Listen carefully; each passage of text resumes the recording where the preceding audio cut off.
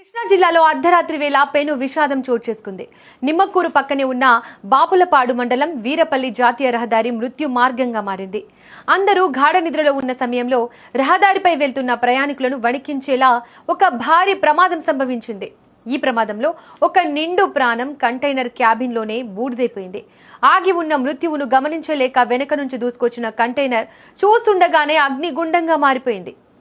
విజయవాడ నుంచి ఏలూరు వైపు ఒక భారీ కంటైనర్ లారీ వేగంగా దూసుకెళ్తోంది. సరిగ్గా వీరవల్లి సమీపానికి చేరుకోగానే రోడ్డు పక్కన ఉన్న టిప్పర్ లారీ ఆగి ఉంది.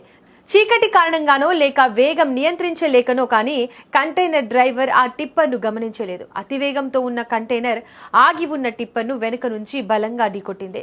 ఈ తాకిడి ఎంత తీవ్రంగా ఉందంటే డీజిల్ ట్యాంక్ పగిలిపోయి ఒక్కసారిగా నిప్పు రవ్వలు చెలరేగాయి. క్షణాల్లోనే మంటలు కంటైనర్ క్యాబిన్ ను చుట్టుముట్టాయి. దురదృష్టవశాత్తు ప్రమాదం జరిగిన వెంటనే కంటైనర్ క్యాబిన్ నుజ్జునుజ్జైపోయింది. దీంతో డ్రైవర్ బయటకు వచ్చే అవకాశం లేక లోపలే చిక్కుకుపోయాడు.